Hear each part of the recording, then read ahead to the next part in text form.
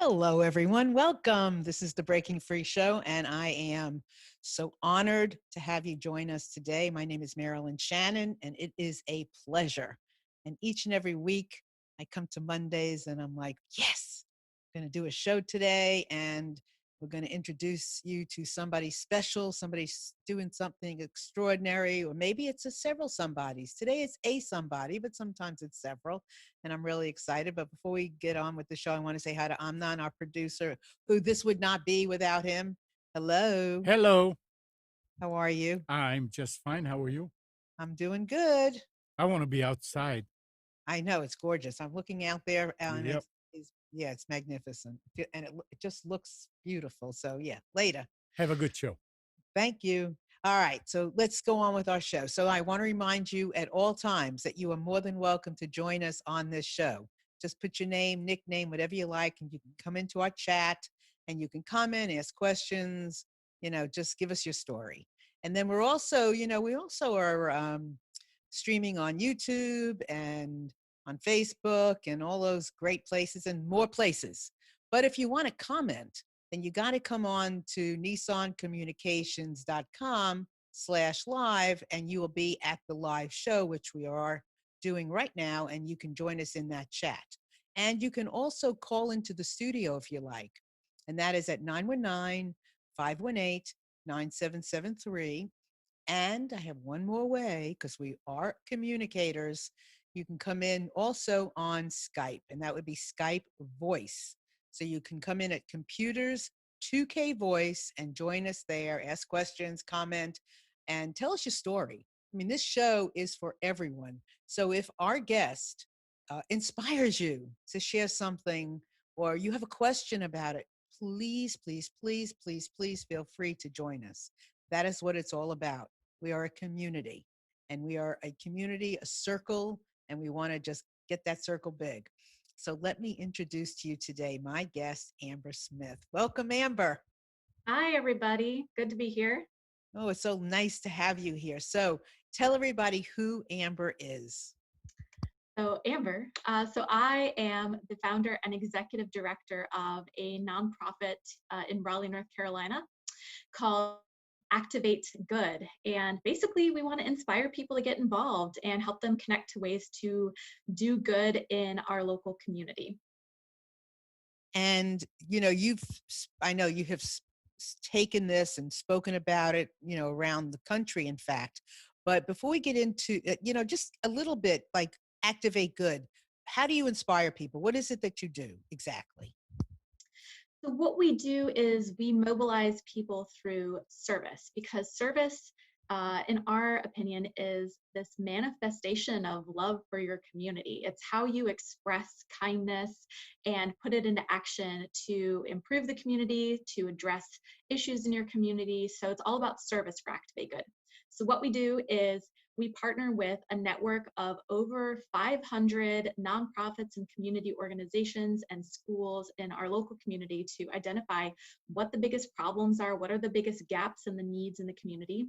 And then we go and recruit volunteers and connect them to meet those needs in the community. So it could be anything from what we did this spring, which was mobilize hundreds of volunteers to help distribute laptops so kids could learn remotely from home during the pandemic. Could be fighting food insecurity by mobilizing volunteers to go deliver meals or package food at the food bank. It's any number of things. If there are problems in the community, we really believe people have the capacity and the talent to solve those problems if we work together and take action. I couldn't agree more. And what I'm going to suggest, yes, Amber is local to North Carolina where I am in Raleigh. However, this is big. This is a big idea and can be done anywhere in any community. So listen to her carefully no matter where you are because you can do this. So first of all, back up because I've heard your story before a little bit. Tell everybody just how this idea came into fruition. Okay, so where to begin? Because there's so many like potential beginnings to this story. And I'll I'm sure say they've changed. I'm sure the beginnings have changed. Pick one. that's true. That's true. Okay, so I'll go back to my high school days. Back in high school, I was trying to think through, as many teenagers are, like, what do I want to do when I grow up? What do I want to be? And I kept coming back to this idea of having a career that allowed me to help people. And I hadn't quite started volunteering at that time, which is weird because there are many opportunities to volunteer in high school. I just didn't know about them yet, which is kind of the point that I'm going to make. But after high school, my best friend Heather and we had started volunteering for like everything we could get our hands on. Let's see, we have this great memory of one like particularly snowy winter in North Carolina where we went to what is now Carolina Tiger Rescue and built like a habitat for wild cats, rescued wild cats. We were serving meals at the men's shelter. We even joined a marketing campaign to help kids experience homelessness, basically whatever kind of volunteering we learned about and discovered and we could get our hands on, we did it. And we volunteered and volunteered. And we soon realized that we just loved every single cause that we were volunteering for. We couldn't pick a favorite cause. And that was a problem because we wanted to address causes. So at one point, it occurred to us, well, what if we spend most of our energy trying to get other people involved with us instead of just trying to do all the volunteering by ourselves? Not that we were the only ones volunteering, but you get the idea. What if we tried to be a catalyst to get other people involved? Because then if we get 100 or 1,000 or 10,000 other people involved who weren't involved before that, we could make an impact for all of these causes, all the causes that we cared about. So that was kind of like the glimmer of the idea. What happened was, sophomore year of college, she and I decided one summer we were going to save up some money. And we saved up like $800 or $1,000, which was more money than we'd ever seen ourselves at the time. But we realized after the fact this was not enough money to do what we were planning to do with it, which was drive around the country doing volunteer work and acts of kindness in every state that we visited, with the goal of inspiring more people to get involved along the journey and learning more about what the needs in our country were and bringing that back to our local community. Saved up money, went on the road trip, and learned so much, came back and started Activate Good. Okay. So it's fascinating. So what was it? What was that glimmer? What was that thing that turned on in you that you are now able to help turn on other people? But what was that turned on in you? That's such a hard question to answer. I really believe everyone has some spark, and it manifests in so many different ways. Some people discover they want to be artists or musicians, or they want to be social workers or teachers. Everyone has that moment where they realize what they want. And I think ironically, it was just the inability to choose a single thing that led me to realize that I wanted to do something that would allow me to do all the things. I don't know, fear of missing out or something, FOMO. I'd seen so many adults around me in my life, but also on television and all around the community, doing work that you could just tell it didn't click with them. It didn't really fulfill them. It didn't bring them a sense of meaning and fulfillment. Growing up, I just decided I didn't want to do that. I didn't want to be that way. So it was really important to me to be able to figure out a way to everything that mattered. So you got like the part that's about me personally and the part that's about the cause, and they came together and the result.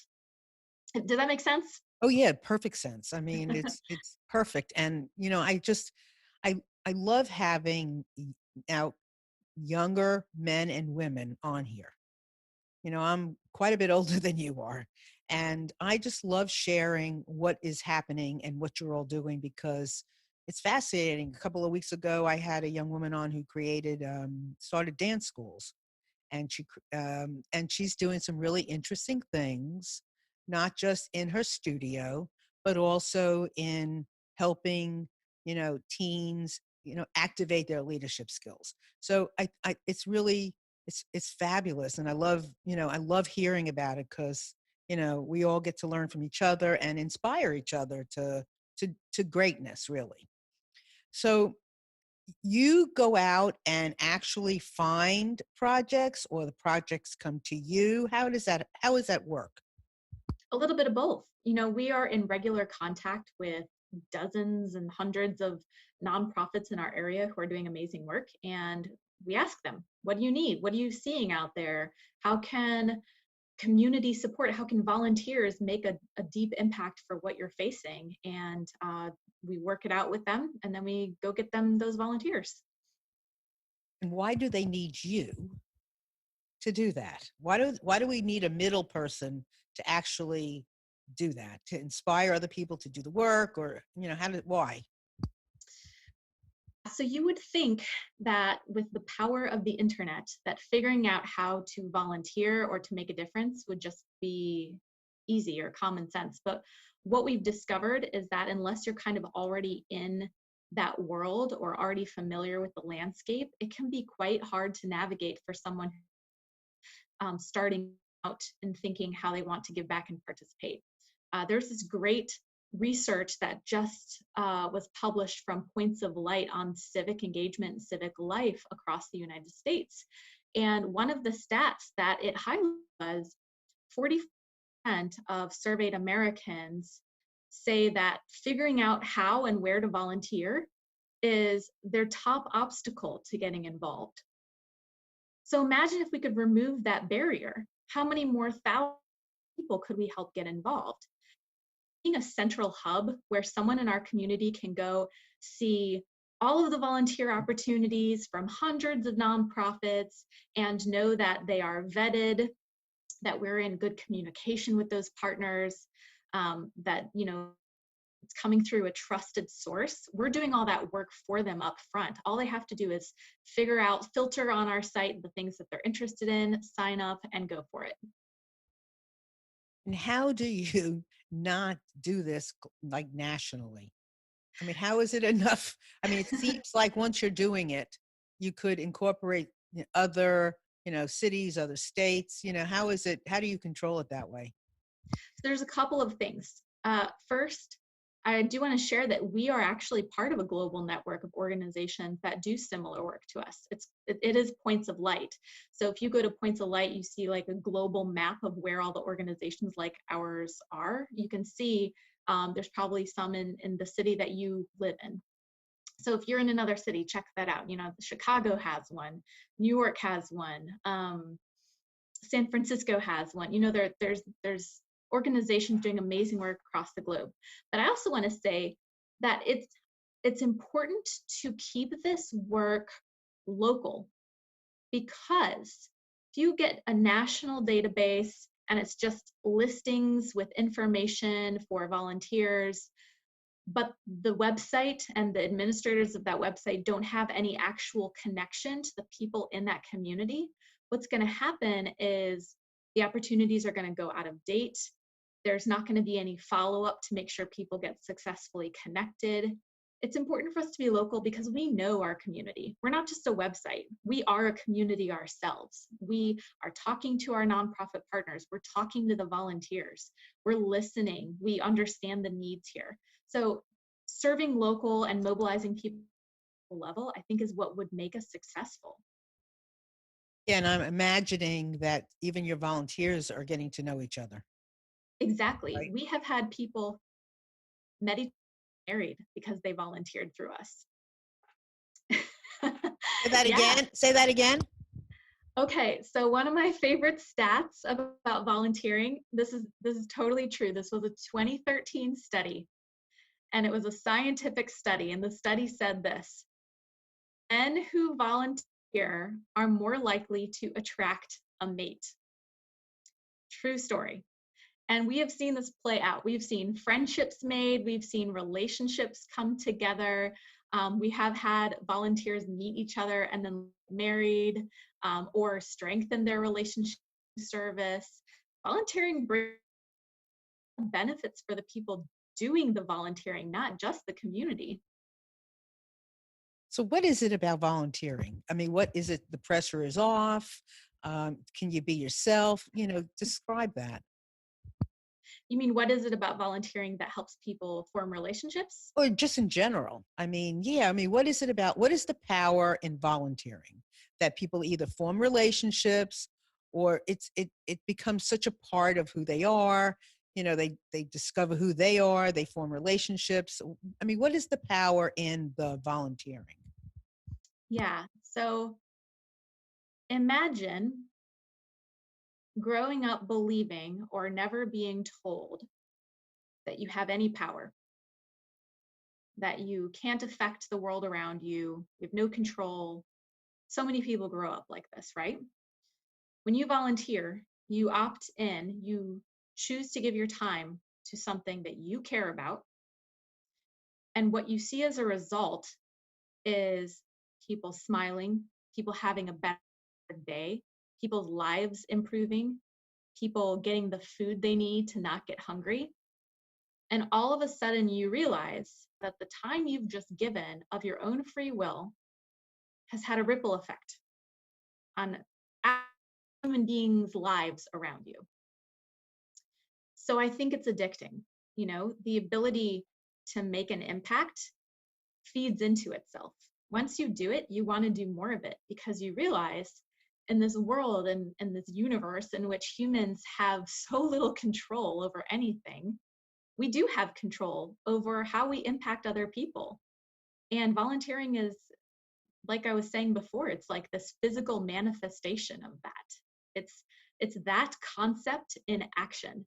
So I think, when you volunteer, there's so much research about this. Jokes aside about the research about men volunteering attracting mate, there's a ton of research about how volunteering is beneficial to you, the volunteer. Well, people who volunteer are at lower risk of depression and heart disease, more likely to make friends, find meaning. Something like unemployed and you volunteer, you're actually 27% more likely to find a job. You meet people, you develop leadership skills, and you make an impact. There's so many benefits to the person doing it. I love what you're saying because I mean the information you're bringing over, to us. And it brought to mind a time years and years and years ago during it was Christmas time, and my family, my children and I are Jewish, and we went to help. It was called the Helping Hand Mission, I remember, and we would deliver toys, gifts to you know um, to marginal individuals, let me say. And I can remember pulling up in this van with these gifts. And I felt like we had laid the golden egg. People were so excited and happy and like in love with us because we brought them presents for Christmas. And it was a feeling I will never forget. It was an experience I will never forget. It was a time I will never forget. And I used to do those things with my children. And I really believe that that has really made a big difference in their growing up and in their maturity and who they are as women. So yeah, what you're saying is so cool. And so like what we've all been through now and what we're continuing to go through with COVID, and how has that played out with Activate Good? Yeah. So this is the question, right? How does an organization that is based on getting people out there volunteering, typically in person, how do we respond to this? Well, that plus the kinds of things you're being asked to do, yeah, yeah. right? Or both those things I think are imperative. So middle of March, everything starts to go down. Within a week or two, about 95% of our volunteer projects are canceled. Our nonprofit partners shut their doors to figure stuff out. It wasn't safe to volunteers, so they stopped all volunteer signups. So we took some time to work with them and figure out how people can still be serving them and supporting the work, because the work didn't stop, just the get volunteers to help with the work stopped. So imagine on the one side, you've got all these nonprofits who are already stretched thin on a typical day, now being asked to this extremely magnified need with no volunteer support and a decrease in financial support because fundraising events got canceled, donors and corporate sponsors and foundations started to pull back, at least temporarily, so they could figure out what was going to happen. Everyone was freaking out. So what we were able to do was pivot pretty quickly to virtual volunteering, at least in many cases, and then also work to identify what, if any, safe, in-person, socially distanced volunteer opportunities still existed to help address some of these huge needs we were seeing. Some of the big needs included, I mean, right there in April, the schools shut down, and then 10,000 kids in our district alone didn't have internet access. Can you imagine? They couldn't even learn remotely, let alone not having a computer or device, but they didn't even have internet access. So we partnered with our school system and mobilized volunteers very quickly to configure 10,000 Wi-Fi hotspots to get out to these families. Food insecurity through the roof. You know, I think I just heard it used to be like 1 in 9, I think nationwide, people were experiencing food insecurity. Now it's 1 in 8. You know, there were reports of lines around the block at the food bank and food pantries. So volunteers helping deliver meals and safely package food at the food bank. So we were identifying needs where people could still be safe, and then virtual volunteer needs also, things that could be done on a computer. We had kindness calls to seniors, check in on seniors while they were isolated. It's all about just adjusting to the needs and figuring out how to safely do what you got to do. And I was speaking to Amber before we all went live, and I was sharing a little bit about my mother, who's 95, and many of you have heard me mention her before, and she's been on before, but she's bored. I mean, she's used to being out with her friends, and I know she's 95, but she's amazing, and she's used to being out with her friends. She's used to driving around and doing her thing. She can't even go into a grocery store anymore and pick out her own food, and that's really getting to her. So Amber started telling me some things that my mother could do, and I said, "Whoa, hold on! Don't tell me now. Tell me online." So tell me, what can my mother do? You know, if you're good with technology, if you got access to a computer, there's lots of things you can be doing virtually, from research, writing for nonprofits, grant writing, fundraising, etc. There's also what we call remote volunteering, which might not involve a computer, but involves doing something in your home or space.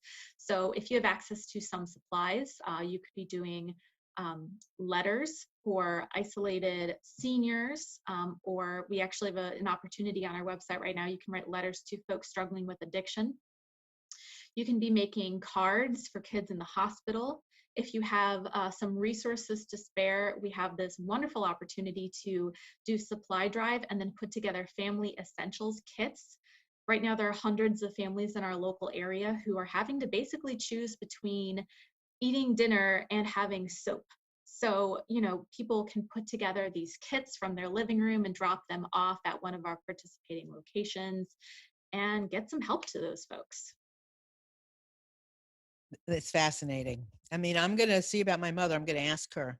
Seriously, because I think it would really, even if, an hour a day would be a huge help to her and to somebody else. So I love the idea. So before we go on, I'm going to ask Amnon to show the eye contact graphic.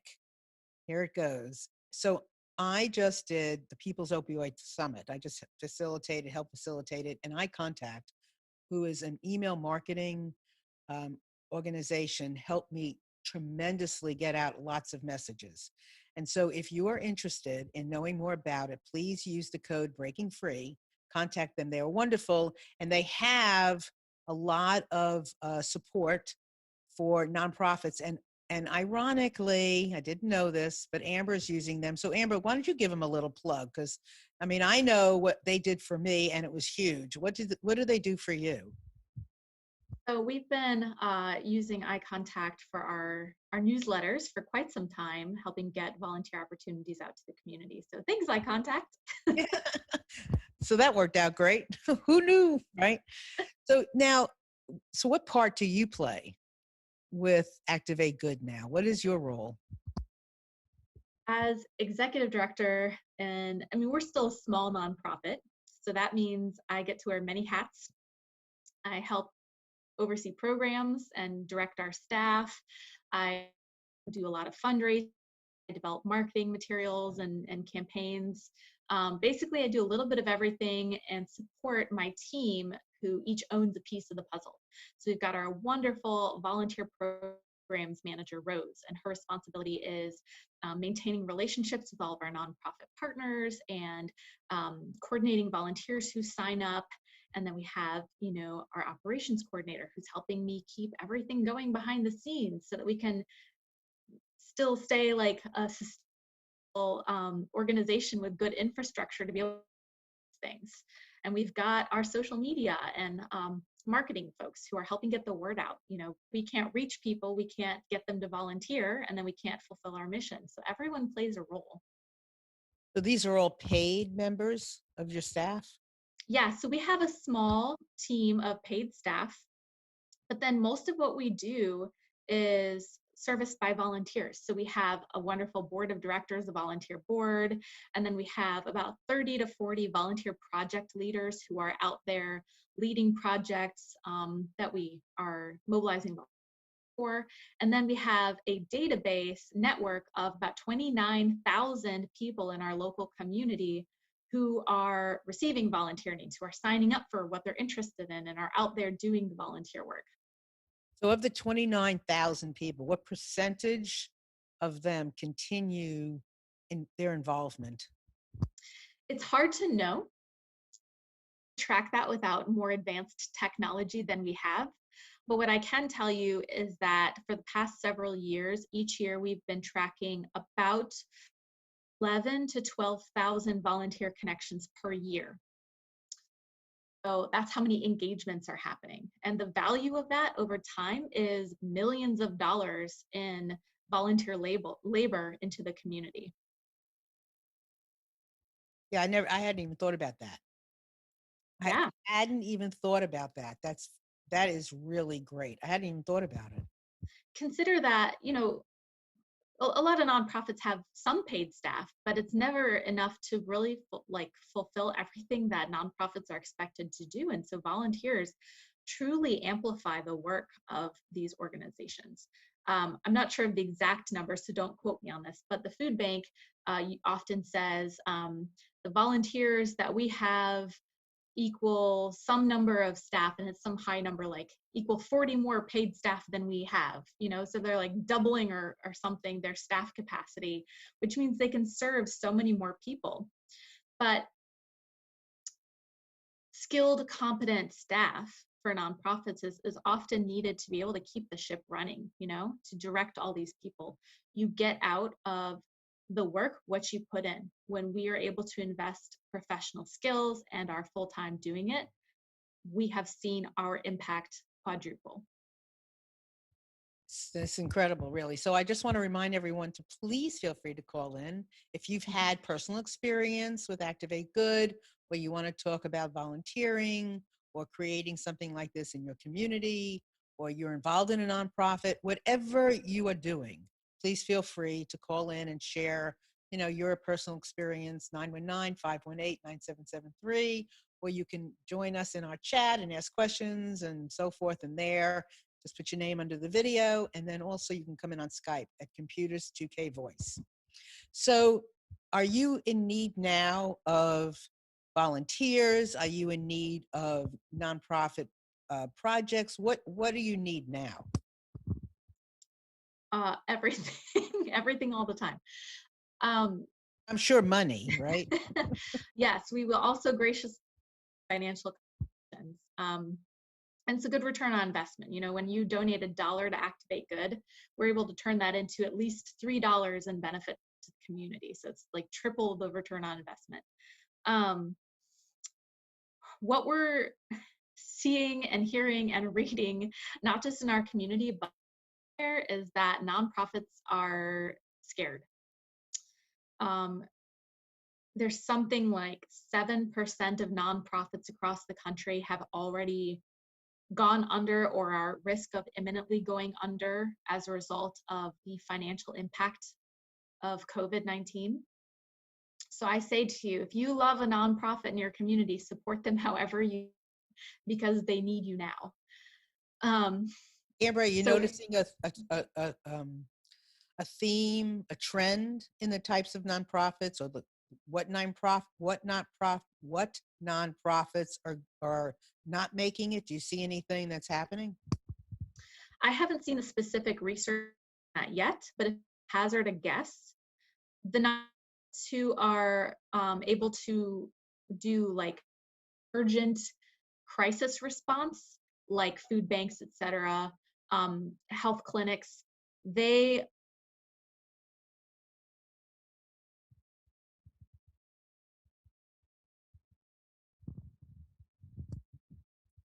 Can you hear me? Is that testing 1, 2. okay? There you go. Yeah. Am I back? Okay. You are back, What was the honey. last thing you heard me say? Okay. Testing 1, 2. Okay.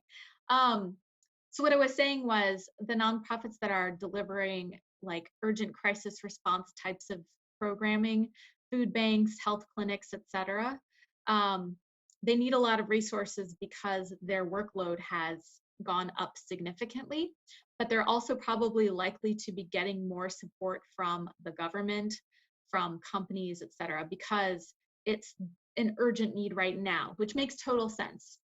But the impact of that is that organizations who still are doing very critical and important work, but not getting as much attention, arts organizations, theaters, possibly some organizations that serve kids or schools, like they might be getting less support right now because people can't wrap their minds around why we would need to sustain them into long term, compared to, delivering critical services like helping someone have dinner tonight. It's totally understandable, but the consequence is if we don't get support to all of the organizations in the nonprofit ecosystem, we're not going to have them later when we need them. Does that make sense? Oh, it makes perfect sense. And I'm, sitting here and thinking to myself, nonprofits are like part of our backbone. Yeah. Yeah. The work that nonprofits do, who would do? Exactly. And some theorize that nonprofits exist because of a gap in the marketplace. Companies aren't serving this population, government's not doing it, someone's got to do it, so the nonprofits step up. But they're not nice to have organizations, they're critical to have organizations. They're doing that work. Across the country, they employ 10% of the nation's workforce. It's huge. Nonprofits are huge. And I would wager that the majority of the American population has been served or impacted by a nonprofit at some point in their lives and possibly didn't even realize it. You don't even, it's kind of like, you just go, it's like other things, you just kind of go along and you just make some assumption that some nonprofit or nonprofits will always be there or just part of our economy and our communities, but not so. And just like business, now, lots of different businesses have closed up. So of course, nonprofits are not going to make it. And it's not just, they don't just serve a certain population. They can serve anybody. Yeah. Right? Art museum. If you've been to a museum, many schools are nonprofits.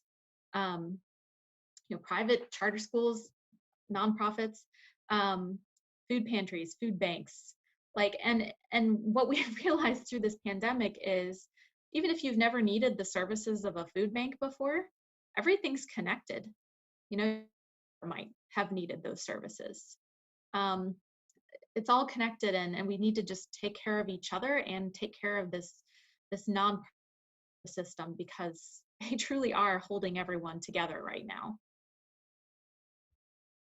So I guess one of the questions I have is, are you noticing, because people were out of work, or, you know, work has changed? I mean, we're home more, people aren't running around as much. We don't have that many places to go and things to do. Are you noticing more people wanting to be involved? I am. I am noticing that. And while we did see an uptick in folks wanting to volunteer because they'd unfortunately lost their jobs, we're also seeing an increased passion for getting involved. I think this whole situation, like I said, has underscored how connected we are to each other. We're bombarded with bad news every single day. People are frustrated. People are sick of it. People are realizing some of the things we thought were important are not as important as we thought they were.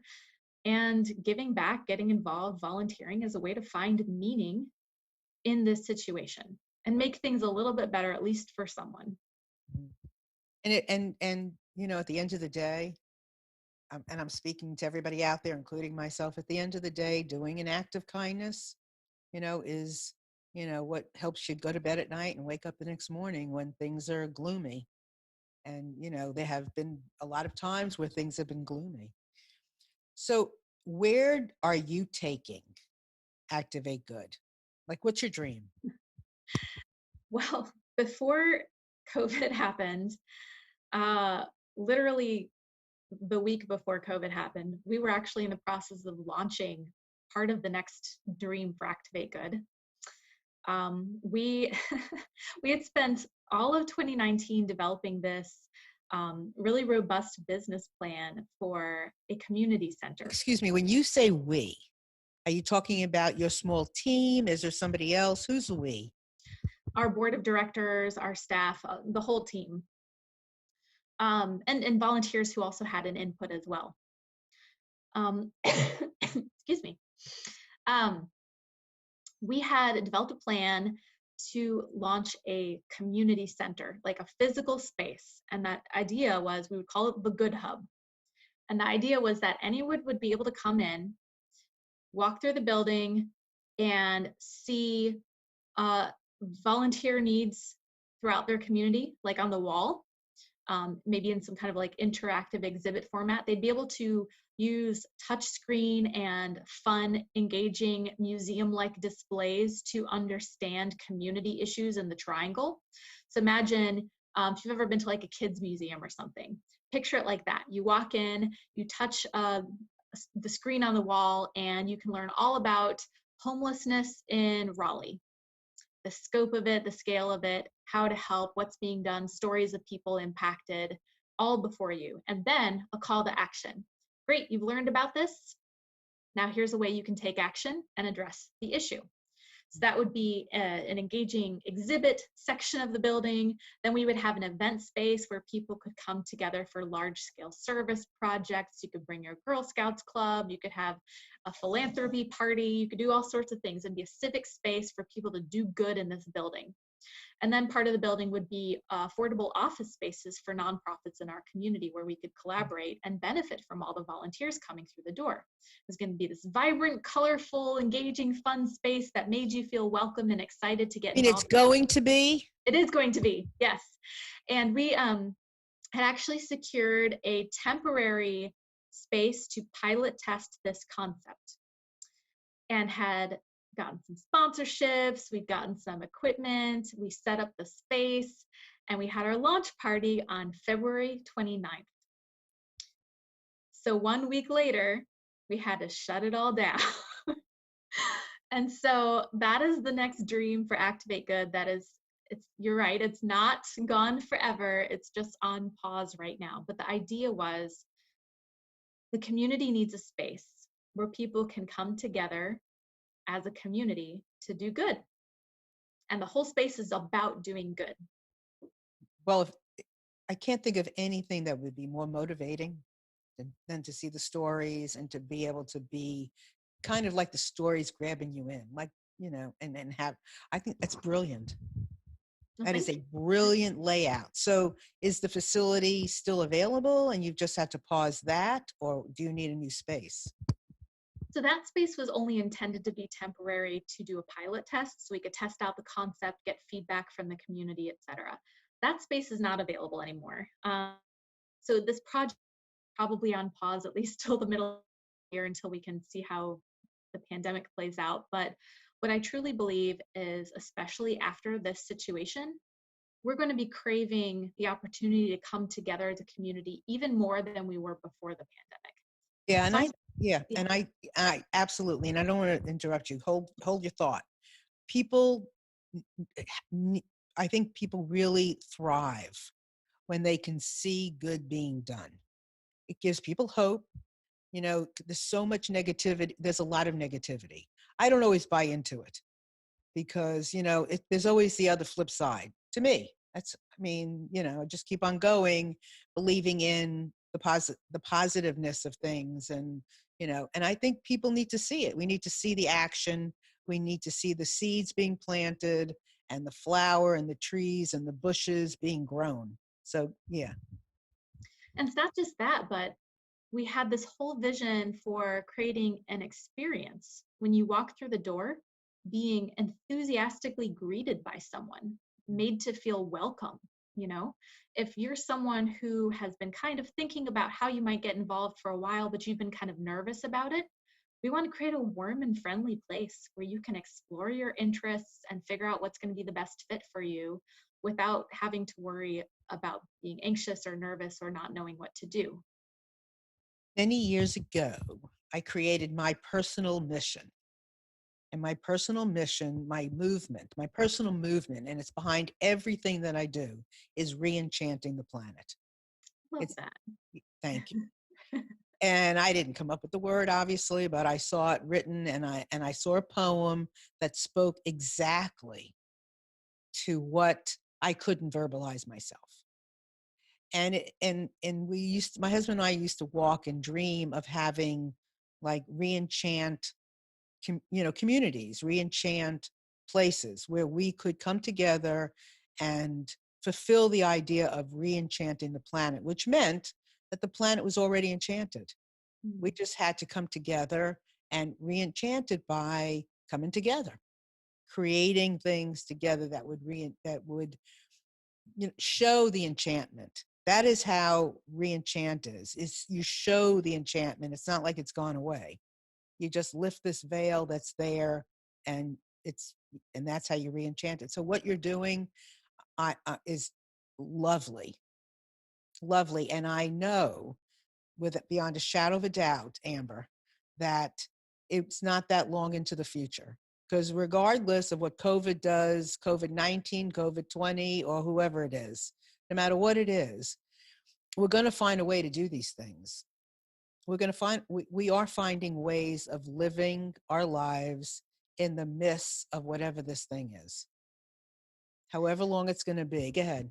Yeah, and I completely agree with you about re-enchanting because I joke sometimes to my friends that I feel like I'm living in an idealistic bubble because everyone around me is someone who is like an awesome change maker in some way, you know.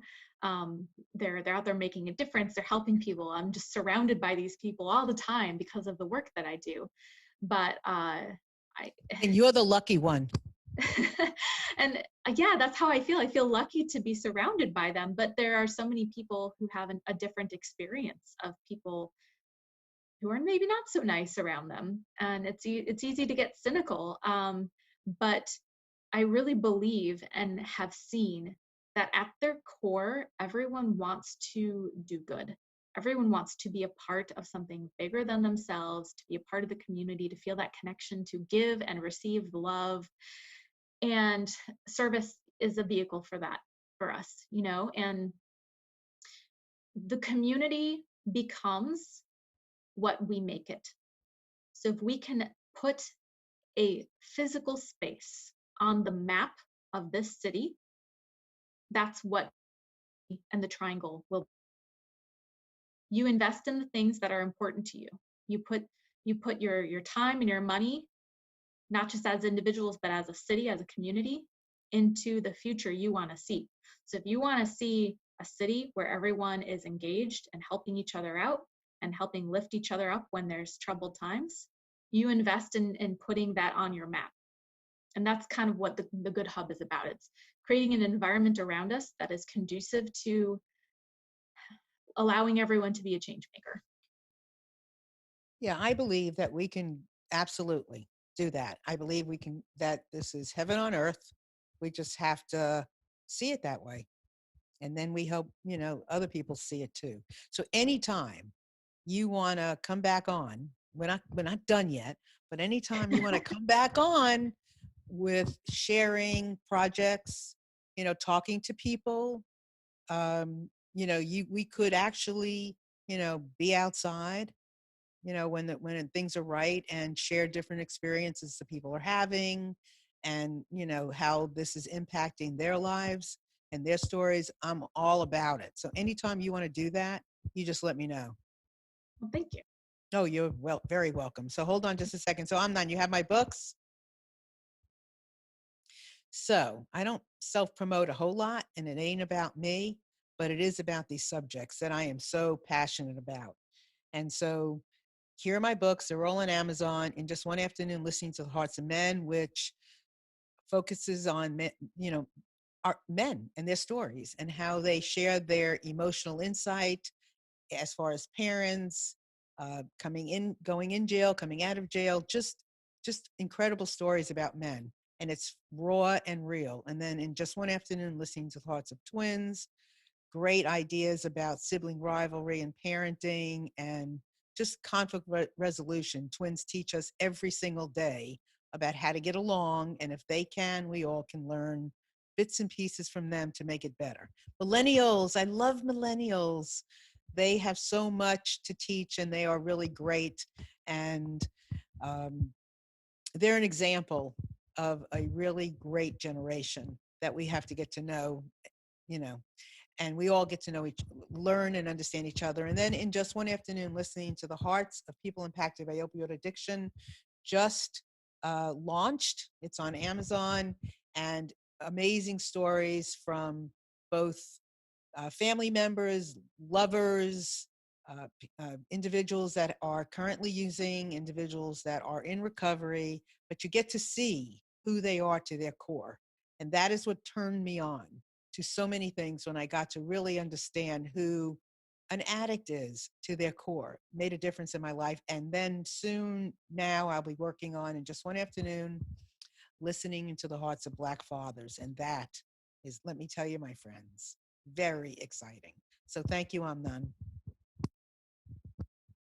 So now tell everyone how they can get involved. This is a really good time. Just promote the heck out of everything.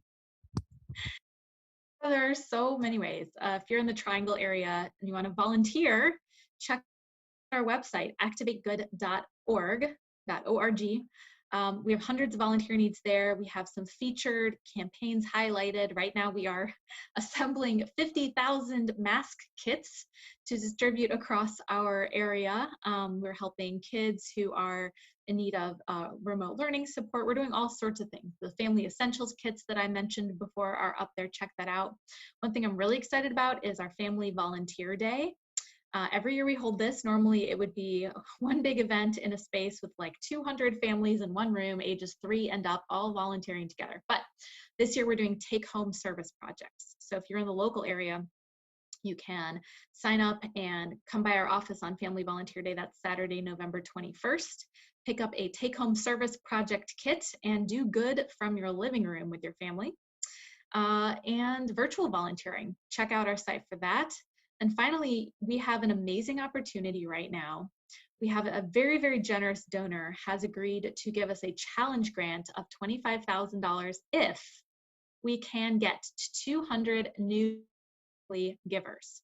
So we just surpassed the halfway mark. We're at 101 new monthly givers. So we got a little bit of ways to go.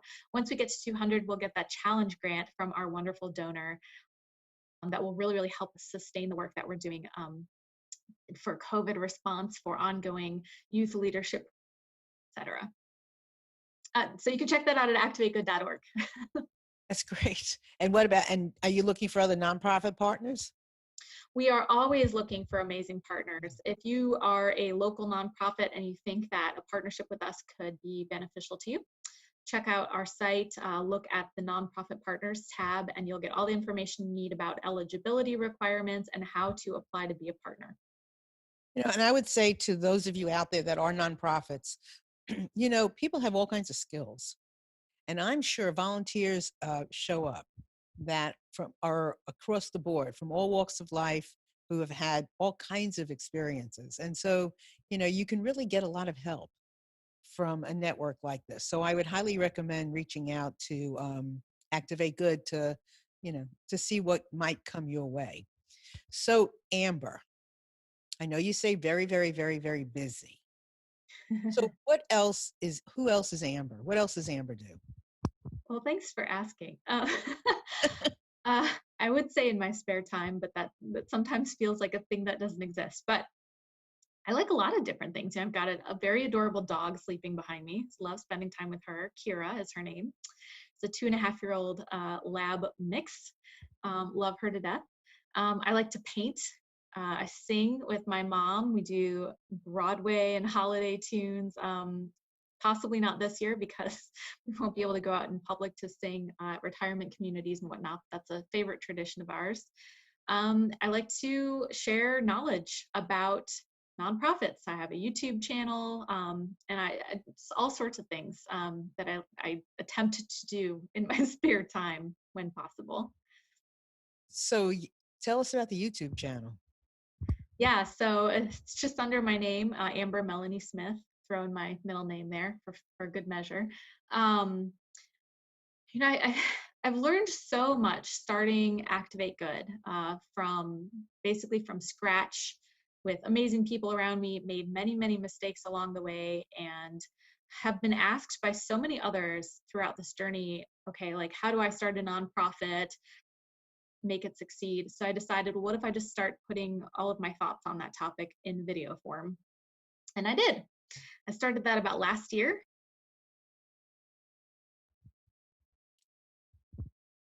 I'm sure whatever Amber puts her mind to and her heart to, she succeeds. Okay, you back?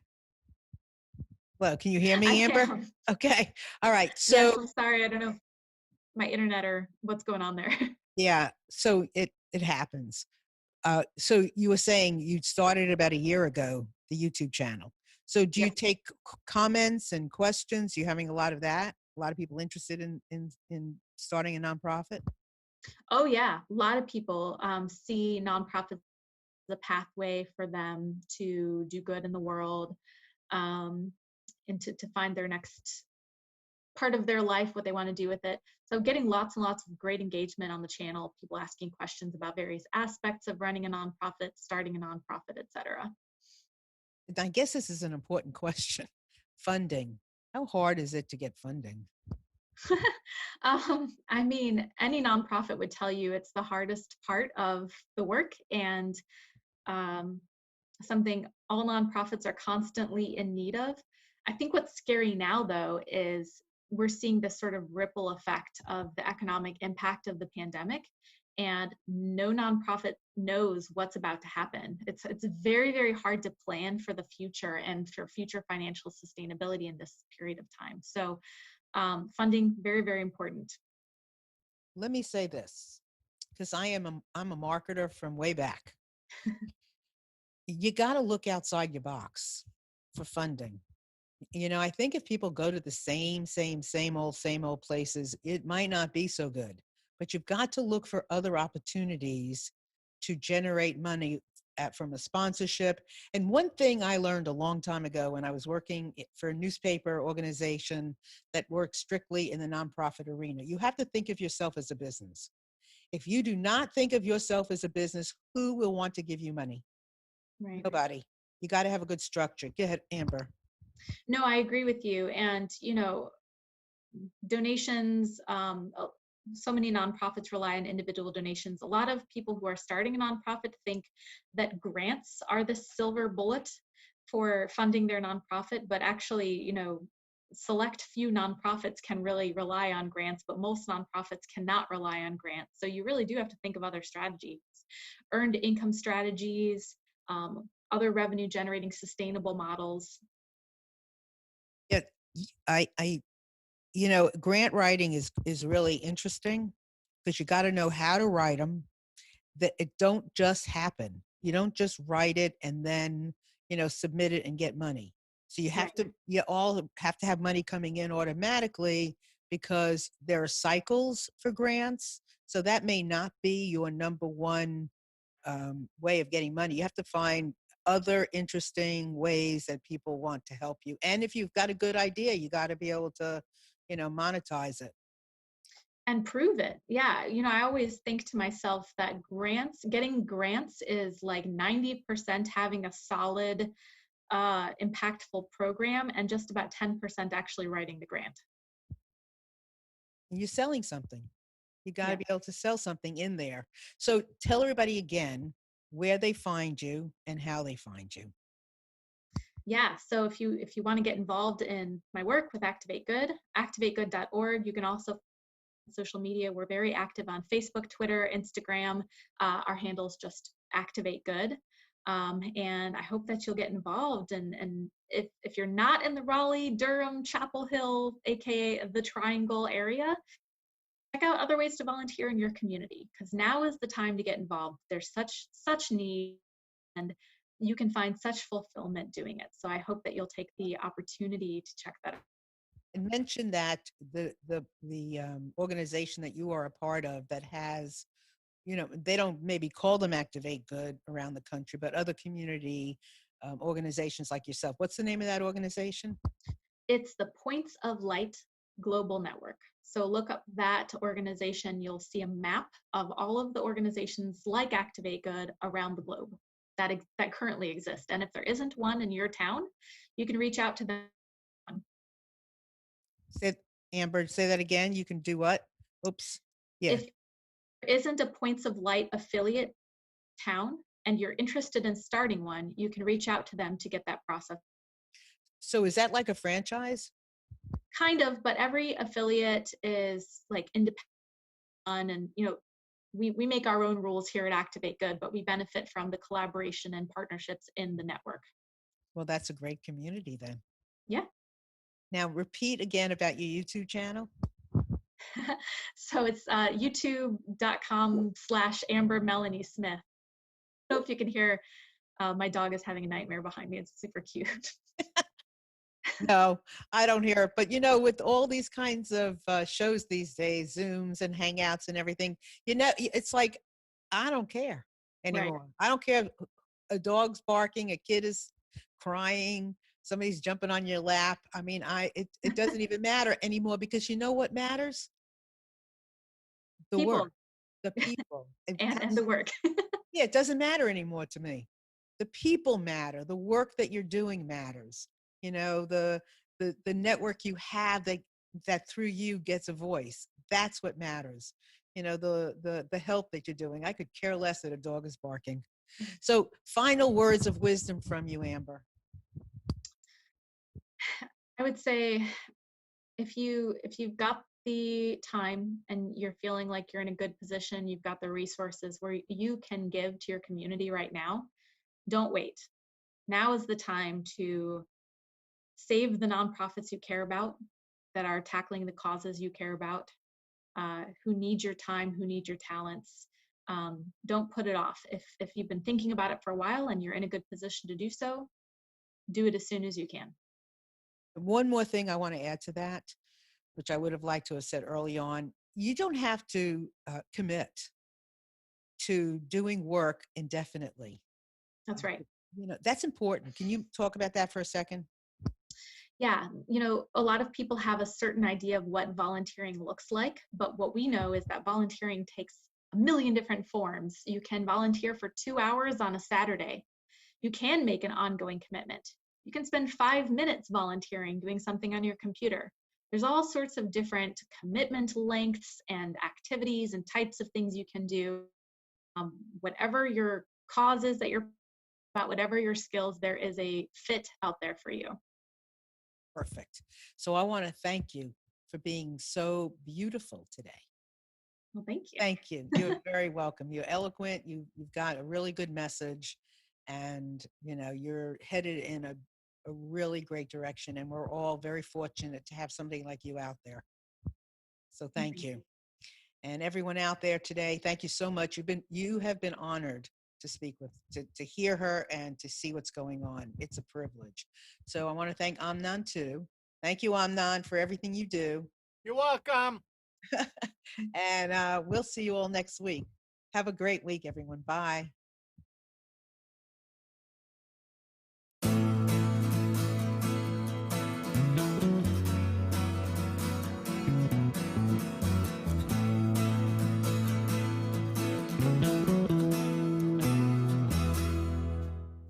You are tuned to the Nissan Communications Network. If you tuned in too late, you can always watch each program in its entirety or download an MP3 audio file of it in the archives section at nissancommunications.com. Don't forget to subscribe to our YouTube channel, follow us on Twitter, and like us on Facebook. Sponsored by Telestream's Wirecast software, StreamingGear.com, Carolina Apparel, and DeltaForce.net.